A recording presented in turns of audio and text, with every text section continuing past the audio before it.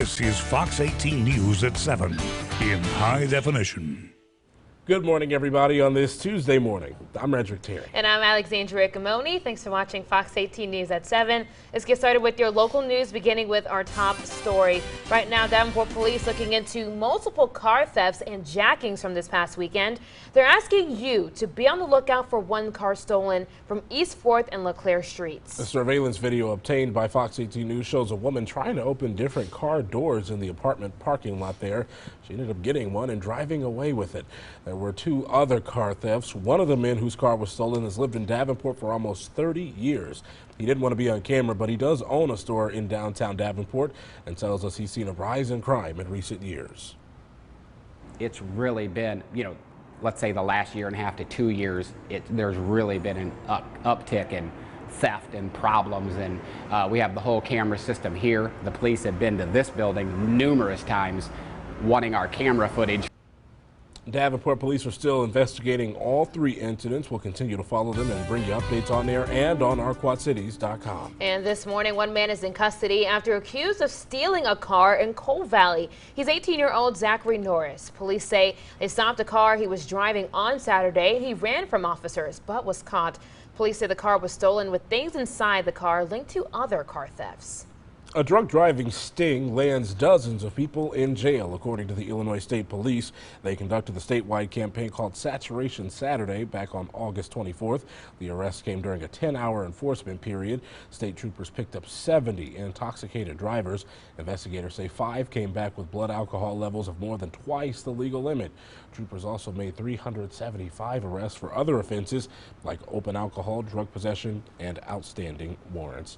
At 7:02, Illinois is getting ready for recreational marijuana, and that includes right here in the Quad Cities. Rock Island City Council took their first look last night at where they'll let those businesses operate. Now, these are the businesses they're planning on. One is craft growers. It'll be similar to a microbrewery. There are cultivation or growing centers, infusing and processing centers, and stores that sell weed, as well as cannabis cafes. Fox 18's Grace Runkle reports this is going to be a slow process with a lot of questions on the way. Illinois is going green, but the whole issue is kind of gray. Cities have control over one aspect of cannabis sales, and that's zoning. But right now, it's not clear how restrictive those laws can be. I don't think we want to get into those legal battles. So let's avoid them and keep it simple. City leaders are looking at treating cannabis stores and cafes a lot like liquor stores and bars. The most we'd see in the whole state come January 1st would be 110 places where you could buy recreational marijuana. City Administrator Randy Tweet says Rock Island isn't likely to see one anytime before next summer. We have been approached by some different individuals, so we believe that there would be one that would come to Rock Island. It isn't as if January 1st they can pop up anywhere, and it's a complicated process to get a license too. It's also expensive, with application fees totaling $8,000. But while the City Council is ready to embrace the businesses, they still have questions. What if I own a bakery and I go down to the dispensary, buy the weed there, bring it to my business, and cook it into my cupcake? Right now, there's no sure answer. What we do know is the conversation will continue. It'll take some time to sort out.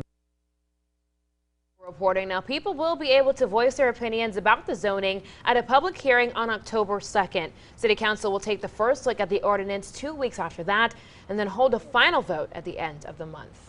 Almost 7:05 on this Tuesday, a new revitalization project hopes to breathe new life into one of Moline's vibrant neighborhoods. That's right. The plan is to revamp 7th Street between 4th Avenue Place and 5th Avenue in the Floreciente community. Fox 18's Andrea Medina joined us live in Moline. Good morning, Andrea. How will this bring change to the area? Good morning, guys. It'll finally reflect the neighborhood's vibrant Latino culture. There's a lot of rich music, art, and amazing food out here, but you can't really tell because, well, it lacks that identity. So hopefully with this concept, it'll give it a little bit more of that extra color that it needs in this neighborhood. Now, it'll be very similar to what was done in downtown Moline along 5th Avenue a few years ago. It'll be very people-oriented and offer opportunities for block parties and street closures. The new Streetscape plan will cost around $770,000, and it's funded by community development block grants. It will include new lighting, sidewalks, road, bike racks, and just a complete facelift of the area. Several organizations like Global Communities and Habitat for Humanity have already been investing in the Floreciente neighborhood. The city planner says it made sense for them to make this move as well. A real logical place for this kind of streetscape to take place. This is a little more central within the Floreciente neighborhood, but we very much see it as an extension of the Mercado.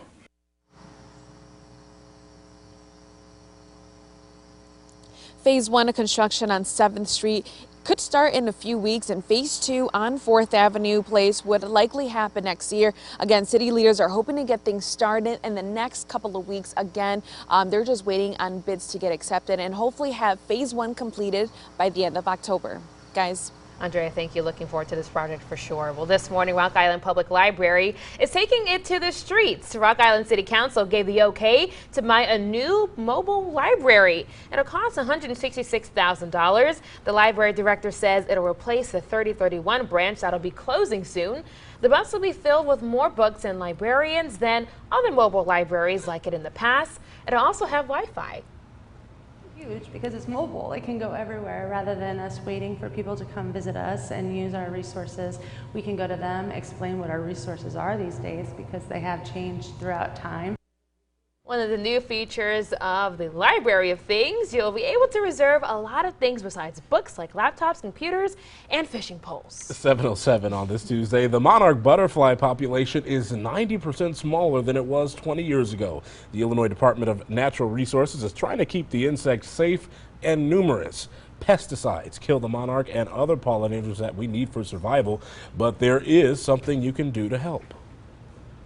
Plant milkweed. Milkweed is the only plant that the larva, the caterpillar, will eat on. So there's many different kinds of milkweed. Actually in Illinois we have about 9 or 10 native varieties. Most people are familiar with the common milkweed. We see a lot of swamp milkweed and world milkweed and butterfly weed, but all of those are great for the caterpillar to eat. Illinois is working toward a goal of planting 150 million more milkweed stems by the year 2038 in an effort to conserve the monarch butterfly. It's very important. Those monarchs are not only beautiful, but they're very important to our ecosystem and overall nature in general. Oh, for sure. I definitely agree with that. But I feel like today is the perfect day where you see a lot of butterflies flying around because I feel like it's the perfect summer day for us, Ash. September, but it doesn't feel like it at all. Yeah, it really doesn't at all. Temperatures this morning are in the upper 70s. Walk out the door.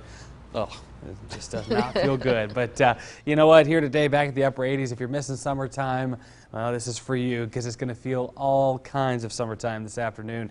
It already feels like 79, so there's already a heat index this morning. Winds out of the south at 9 miles per hour in Moline, 10 miles per hour in Davenport. Just hot and humid all day long. Got a few little spotty showers.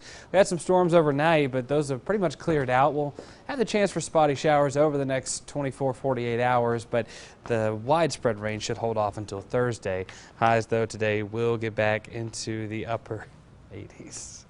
So nice and hot. Yep, where are the butterflies and the rainbows and everything perfect on this perfect summer day. Except for how hot it is. It's hot. I tell you. Look at that, we're back in the red again. Yeah. My AC is not going to know what to do.